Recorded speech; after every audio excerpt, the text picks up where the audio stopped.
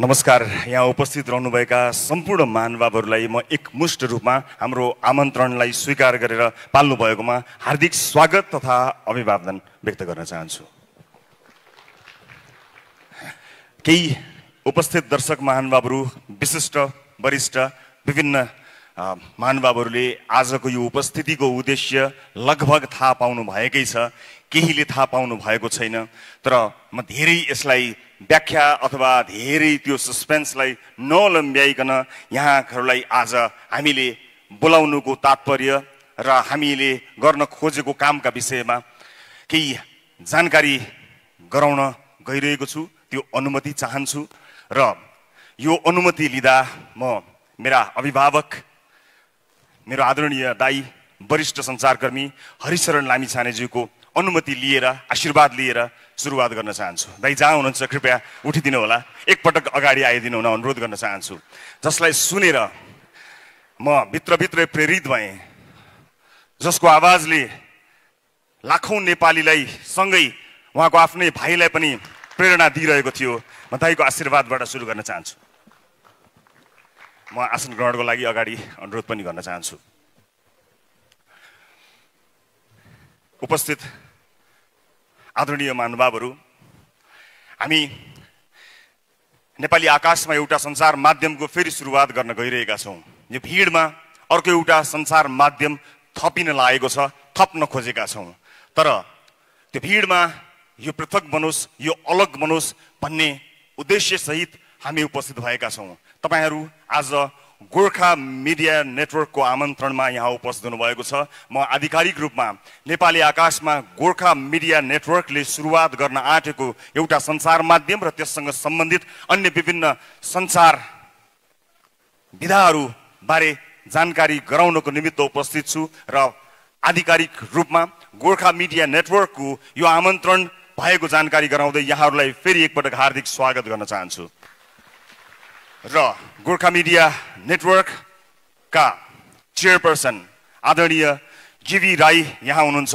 म उहाँको परिचय गराउन चाहन्छु। यहाँले नाम मात्र हेर्नुभएको छ।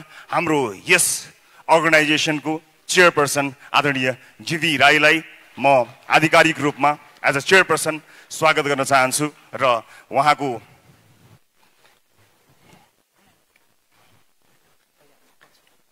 यहाँ केही सस्पेन्स अझै पनि रहेछ। त्यसै गरी गोर्खा मिडिया नेटवर्कका भाइस चेयरपर्सन छविलाल बन्जाडे जोशीज्यूलाई पनि म आधिकारिक रूपमा स्वागत गर्न चाहन्छु। उहाँ यहाँको भाइस चेयरपर्सन हुनुहुन्छ र म यस संस्थाको म्यानेजिङ डाइरेक्टर भएको छु। तर त्योभन्दा पनि महत्त्वपूर्ण, म आफूलाई एक सामान्य सञ्चारकर्मी भन्न रुचाउँछु र मेरो भूमिका त्यही सामान्य सञ्चारकर्मीकै रूपमा बढिरहनेछ। म आफूलाई पनि यसरी यहाँहरू समक्ष प्रस्तुत गर्दछु। त्यसै गरी यस संस्थासँग आबद्ध रहनुभएका साथीहरू हुनुहुन्छ। एउटा टिम वर्क हो यो। हामी तीन यस संस्थाका प्रमोटर्सहरूका रूपमा परिचित हुन चाहन्छौँ यहाँहरू समक्ष। त्यसबाहेक पनि अन्य टिम जसको परिचय त गर्दै जान्छौँ। त्यसपछि हामीसँग रहनुभएका director marketing and sales mister Shambhu गुरागाईज्यूलाई पनि म परिचित गराउन चाहन्छु, यहाँहरू समक्ष प्रस्तुत गर्न चाहन्छु। अनि गोर्खा मिडिया नेटवर्कले प्रस्तुत गर्ने आजको यस अनाउन्समेन्ट समारोहमा यस गोर्खा मिडिया नेटवर्कका क्रिएटिभ डाइरेक्टर विपिन कुमार आचार्यज्यूको पनि म आधिकारिक परिचय यहाँहरू समक्ष गर्न गइरहेको छु। अब केही भूमिकाहरू त छन्, भन्नै पर्ने चिजहरू छन्। तर त्योभन्दा पहिला म आजको यो नयाँ सुरुवात बारे अडियो भिजुअल्ली यहाँहरूलाई जानकारी गराउने अनुमति चाहन्छु र यसका लागि हामी तीनैजना यस भेन्चरका प्रमोटर्सहरूले यसको सुरुवात यहाँहरू समक्ष पेश गर्छौँ। कृपया अनुमति दिनुहोला। हामी यो मञ्चबाट एकैछिन अगाडि गएर यहाँहरूलाई हाम्रो यो स्क्रिनतर्फ ध्यानाकर्षित गराउन चाहन्छौँ र हाम्रो लोगो रिभिलको समय हो यो, त्यसका लागि यहाँहरूको ध्यानाकर्षण गराउन चाहन्छु।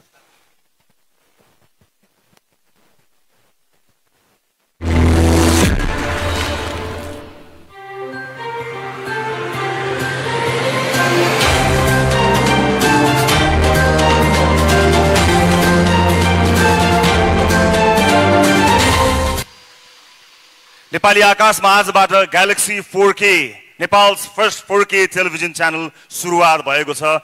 यो घडीमा तपाईहरुबाट हामी एउटै चीज चाहन्छौं, आशीर्वाद।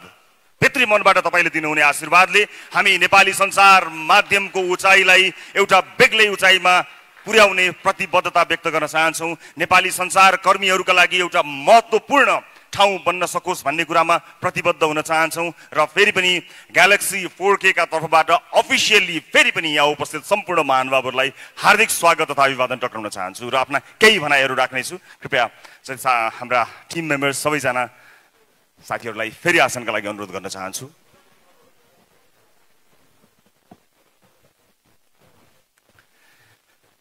केही बेरमा नै ग्यालेक्सी 4K का विभिन्न प्लेटफर्महरुबाट तपाई हामीलाई हेर्न सक्नुहुनेछ। अहिलेलाई मेरो आधिकारिक फेसबुकबाट संसारभरि र नेपालमा यो प्रत्यक्ष प्रसारण हेरिरहनु भएको छ। सबै दर्शक महानुभावहरु तपाई संसारको जुनसुकै कुनामा बसेर पनि हेरिरहनु भएको छ। यहाँहरु सबैबाट पनि शुभेच्छाको अपेक्षा गरेको छु।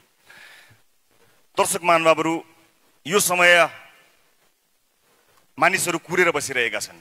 धेरैलाई लाग्छ सम्मानित सर्वोच्च अदालतले के भन्छ त्यो कुरेर बसेका छन् मानिसहरु लाग्छ। यहाँ उपस्थित भएका हामी पनि कतै न कतै समाचार र विचारसँग प्रत्यक्ष अप्रत्यक्ष सम्बन्धित भएका मानिसहरु भएको हुनाले देश सिंगो देशै अदालतले के भन्छ, अब राजनीतिमा के हुन्छ भनेर कुरिरहेको छ जस्तो लाग्छ।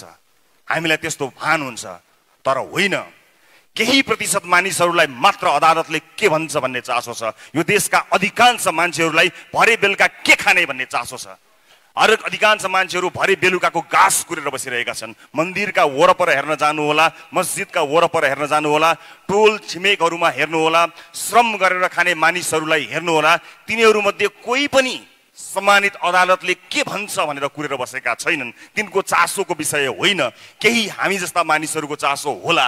तर यो देशका अधिकांश मानिसहरु न्याय नपाएर छटपटिएका छन्। तिनलाई चाहिँ आफ्नो वर्षौंसम्म अल्झिएको मुद्दामा के फैसला आउँछ भन्ने कुराको प्रतीक्षा छ, न कि अदालतले गर्ने अबको निर्णयको प्रतीक्षा छ। धेरै मानिसहरुले यो समय नै होइन, यो टेलिभिजन सुरुवात गर्ने समय नै होइन, अथवा यो सञ्चार माध्यम सुरुवात गर्ने समय नै होइन, यो त अब के हुन्छ राजनीतिमा भनेर कुर्ने समय हो भनेर भनिरहनु भएको छ।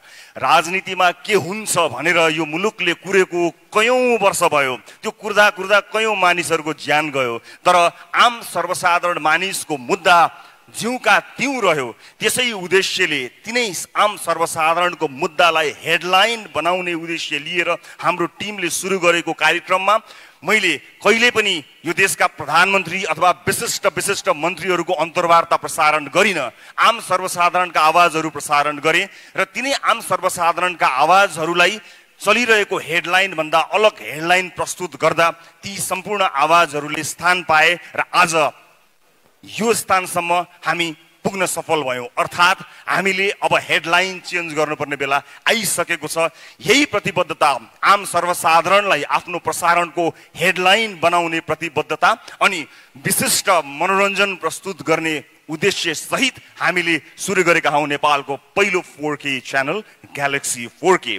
म यति जानकारी यहाँहरुलाई दिन्छु। यसका बारेमा, यसका प्रोडक्टहरु हामी के गर्दैछौं त्यसबारे पक्कै पनि जानकारी दिन्छौं। तर एउटा कुरा चाहिँ म नछुटाई भन्न चाहन्छु कि जति पनि आम सर्वसाधारण मानिसहरु छन् जसको मुद्दा सधैँभरि ओझेलमा पर्यो, राजनीतिले सधैँ ओझेलमा पार्यो, ती आम सर्वसाधारण दाजुभाइ दिदीबहिनीहरुको मुद्दालाई प्राथमिकतामा राखेर आफ्ना न्यूज, आफ्ना हेडलाइन्सहरु बदल्ने प्रतिबद्धता भने यो भव्य समारोहमा आज ग्यालेक्सी 4K को सुरुवात गरिरहँदा म अभिव्यक्त गर्न चाहन्छु र म यहाँहरुलाई यो उपस्थितिका लागि फेरि पनि धेरै धेरै धन्यवाद दिन चाहन्छु। र अगाडिको कार्यक्रममा हाम्रा बारेमा यहाँहरुले जानकारी पाउँदै जानुहुनेछ।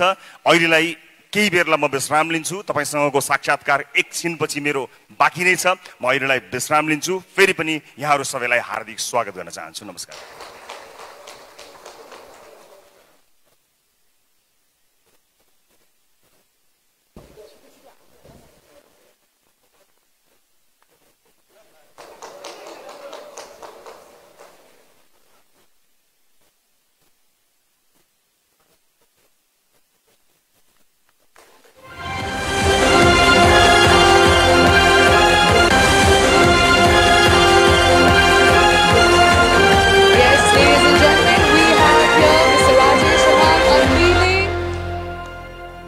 KBC, the very popular reality show KBC, अब Galaxy 4K मा तपाईले हेर्न सक्नुहुन्छ.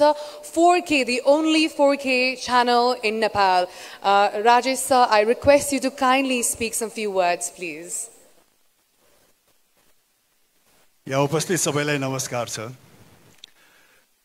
खुसी लागेको छ किनकि हामीले जब यो पहिलो सिजन को भन्छ करोडपति गर्यौं त्यो विभिन्न चुनौतीका बावजुद पनि हाम्रो टिमले चाहिँ नि यो कार्यक्रम गर्ने जमर्को गर्यो. त्यो बेलामा धेरै कठिनाइहरू पनि थिए, धेरै चुनौतीहरू पनि थिए. यो इन्टरनेशनल फ्रेन्चाइज भएको कारणले गर्दाखेरि यसका धेरै मापदण्डहरू थिए जो चाहिँ नि खरो उत्रिन अत्यन्त नै जरुरी थियो. र पहिलो सिजन गरे पश्चात दोस्रो सिजन गर्न हामी सम्भव हुन्छौं या हुँदैनौं, फिजिबल हुन्छ हुँदैन, नेपाली वातावरणमा नेपाली जनसमुदायमा भन्नेमा पनि हामीमा कौतुलता थियो. त्यसकारणले पनि गर्दाखेरि केही समय लाग्यो सिजन 2 गर्दाखेरि. तर भनिन्छ नि देर आए दुरुस्त आए भने जस्तो अब सिजन 2 आउँदै छ. त्यो पनि नयाँ टेलिभिजन मार्फत आउँदै छ, ग्यालेक्सी 4K. त्यसैले हामी असाध्यै उत्साहित छौं, एक्साइटेड छौं. मलाई पूर्ण विश्वास छ यो सिजन 2 सिजन 1 भन्दा अत्यन्त नै भव्य, सभ्य र राम्रो हुनेछ, उत्कृष्ट हुनेछ. किनकि यसमा जो टिम लागि पर्नु भएको छ उहाँहरुमा पहिलो सिजनको अनुभव पनि छ. त्यो अनुभवले गर्दाखेरि अवश्य पनि सिजन 2 मा निखार आउनेछ. त्यसकारण म असाध्यै नै एक्साइटेड छु. को बन्छ करोडपति सिजन 2 को प्रतीक्षा गर्नुहोला. धन्यवाद.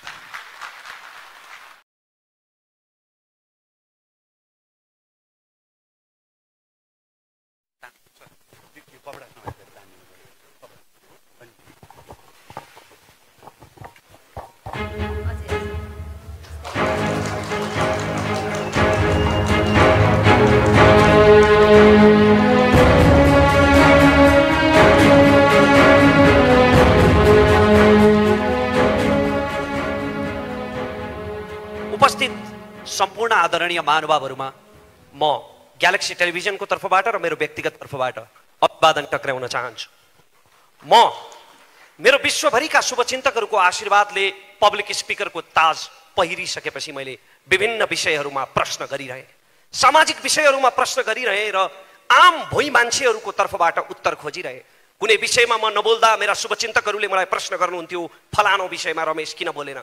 किनकि मैले प्रश्न त गरिरहे तर ती मध्ये अधिकांश प्रश्नहरुको उत्तरै आएन, किनकि ती कुनै पनि प्रश्नहरु सम्बन्धित ठाउँमा पुगेनन्. आज तपाईहरु सबैको विश्वभरिबाट पाएको आशीर्वादले, स्नेहले म आँखा जुदाएर हात मिलाएर हेड टु हेड प्रश्न गर्ने ठाउँमा आइपुगेको छु. र ग्यालेक्सी टेलिभिजनबाट सुरुवात हुँदैछ एउटा ऐतिहासिक पृथक कार्यक्रम लाल मोहरको, जहाँ तपाई स्वयं सहभागी हुनुहुनेछ मसँगै.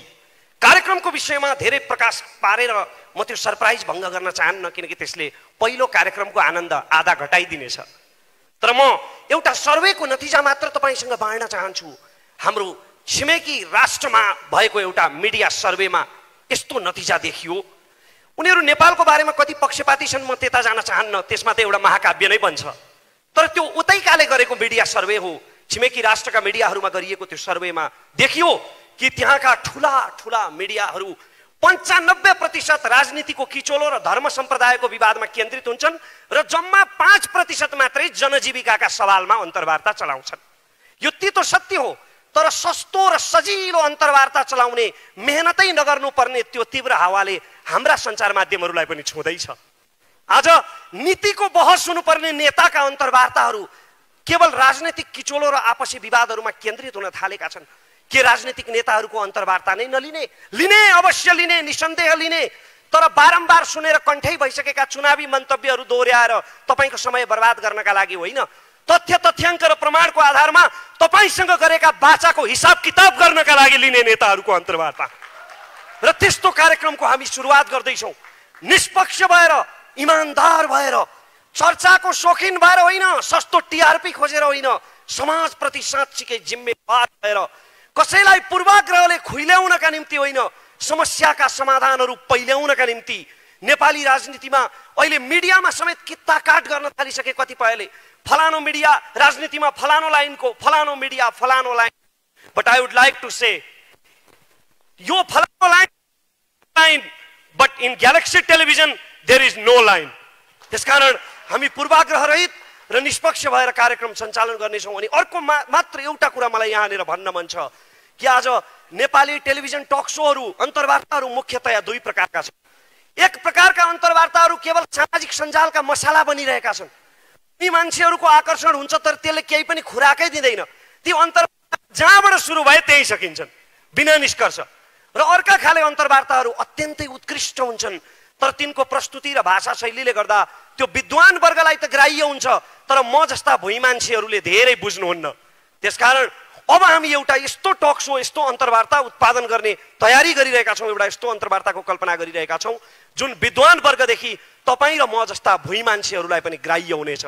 त्यसकारण हाम्रो कार्यक्रममा सँगसँगै सहभागिता जनाएर यहाँहरूले आफ्ना सुझावहरू उत्प्रेरणाहरू दिनु नै हुनेछ। तपाईँका सुझाव, उत्प्रेरणा र स्वस्थ आलोचनाहरू हाम्रा लागि अमूल्य आशीर्वाद हुनेछन्। जय देश, धन्यवाद। सँगसँगै मिलेर उठाउनेछौँ हामी लाल मोहर।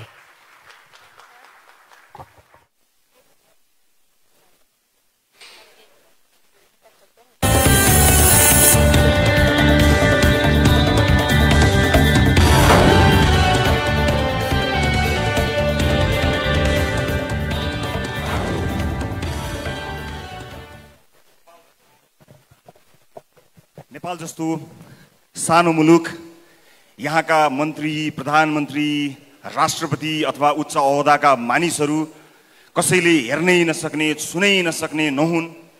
ठाउँ ठाउँमा भेट हुन्, तरकारी किन्दा भेट हुन्, बस चढ्दा भेट हुन्, मन्दिर जाँदा भेट हुन् भन्ने सोचेर देशका प्रधानमन्त्रीलाई राष्ट्रिय टेलिभिजनमा प्रत्यक्ष उपस्थित गराएर जनताको जनजीविकासँग सम्बन्धित प्रश्नहरू र त्यसको प्रत्यक्ष जवाब दिने उद्देश्यले सीधा कुरा प्रधानमन्त्रीसँग भन्ने कार्यक्रमको अवधारणा निर्माण गर्यौं, जसलाई स्वीकार गरेर सम्माननीय प्रधानमन्त्री केपी शर्मा ओली हरेक हप्ता त्यो कार्यक्रममा जनताको मुद्दामा जवाब दिन उपस्थित भइदिनु भयो।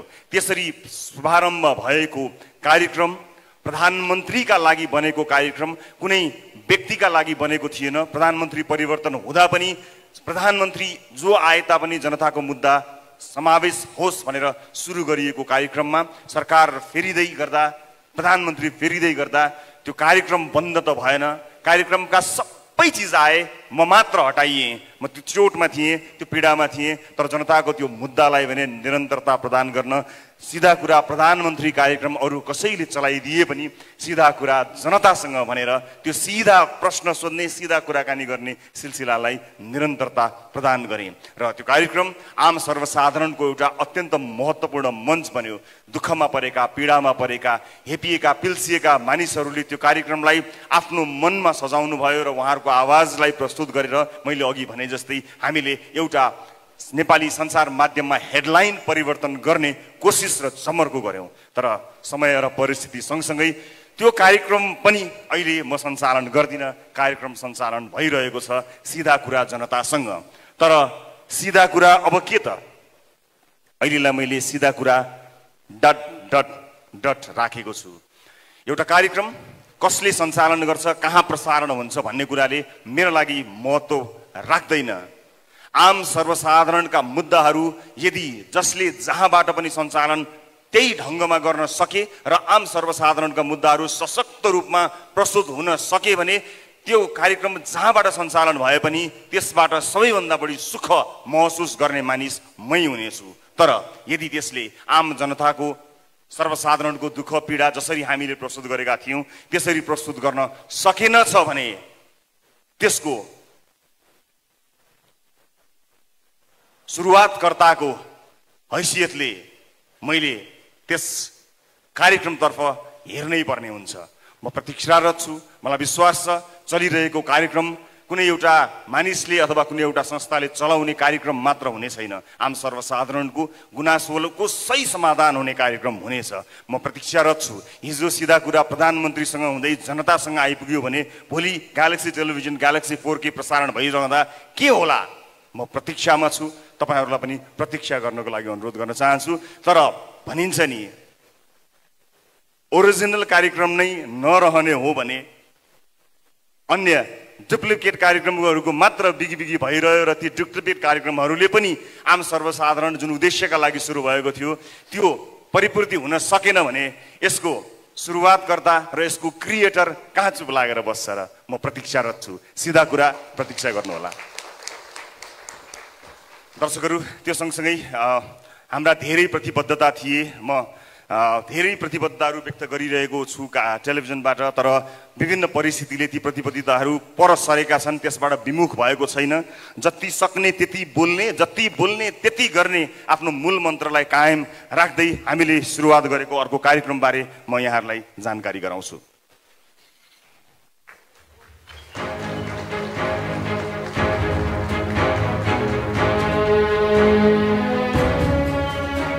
द लिडर, क्षमतावान मान्छेहरूलाई स्वदेश तथा विदेशबाट बोलाएर राष्ट्रिय राजनीतिमा भएका कमी कमजोरीहरू, सम्भवतः राजनीतिज्ञहरूलाई पनि राजनीति सिताउन सक्ने क्षमतावान मान्छेहरूको खोजी गरेर लिडरहरूको खोजी गर्ने कार्यक्रमको उद्घोष गरेका थियौँ। अडिसनमा जानु 4 दिन अगाडि नै सबै बन्द भयो, कोरोना कहरमा देश गयो र हामीले त्यो कार्यक्रमको अडिसनलाई रोक्नु पर्यो।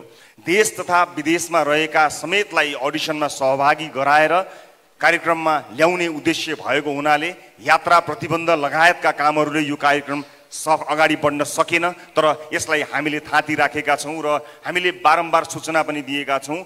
बिचमा पनि हामीले सूचना गरेका थियौँ कि अब नयाँ वर्षसँगै यदि परिस्थिति सहज भएछ भने हामी अडिसनमा आउनेछौँ। त्यसका लागि स्वदेश तथा विदेशमा रहेका नेपालीहरूको सहभागिता अत्यन्त खाँचो पर्दछ र आज यो पनि भन्न चाहन्छु, केही समयको प्रतीक्षा लिडरका लागि गर्नुपर्नेछ। यस बिचमा हामीलाई अनलाइन रजिस्ट्रेसन गरेर आफ्नो फी समेत बुझाउनु भएका जति पनि सहभागीहरू हुनुहुन्छ, यदि उहाँहरू धैर्य गर्न सक्नुहुन्न अथवा कुनै पनि कारणले अब कति समय लाग्ने हो त्यसलाई कुर्न सक्नुहुन्न यदि भने उहाँहरूले रजिस्ट्रेसन बाबत बुझाउनु भएको पैसालाई ब्याज समेत फिर्ता गर्न द लिडर प्रतिबद्ध छ। तर विश्वास गर्नुहोस्, परिस्थिति सहज हुने बित्तिकै यो अत्यन्त महत्त्वाकांक्षी यो कार्यक्रमलाई हामी प्रस्तुत गर्नेछौँ। यसको अरू जानकारी वैशाखपछि, आगामी वर्षको वैशाखपछि फेरि गराउनेछु। म यो जानकारी दर्शकहरूलाई गराउँछु।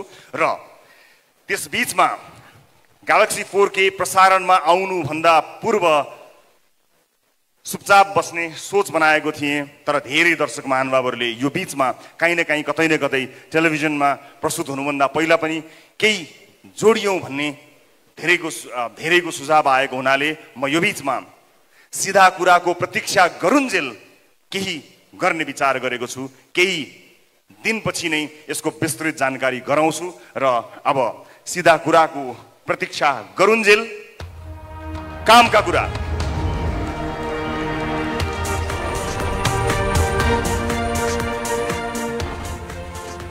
कामका कुराबारे एउटा श्रव्य दृश्य सामग्री तयार पारेको छु। म त्यसतर्फ यहाँहरूको ध्यान आकर्षित गराउन चाहन्छु। त्यो श्रव्य दृश्यले सबै कुरा त बोल्दैन, कति बोल्दो रहेछ हेरौँ र सुनौँ, त्यसपछि थप्नुपर्ने कुराहरू थपेर प्रस्तुत गर्नेछु। सिधा कुराको प्रतीक्षा गरुन्जेल कामका कुरा, त्यसको श्रव्य दृश्य सामग्री प्रस्तुत गर्नको लागि अनुरोध गर्छु।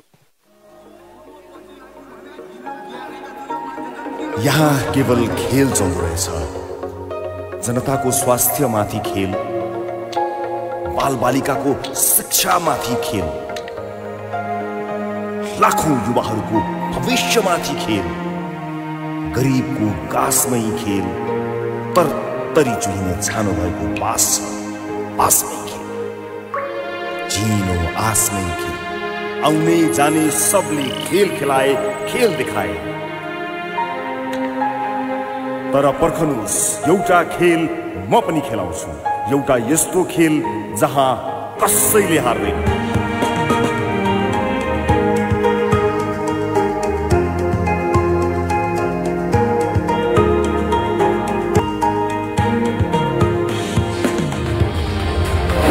प्रतीक्षा गर्नुहोस्।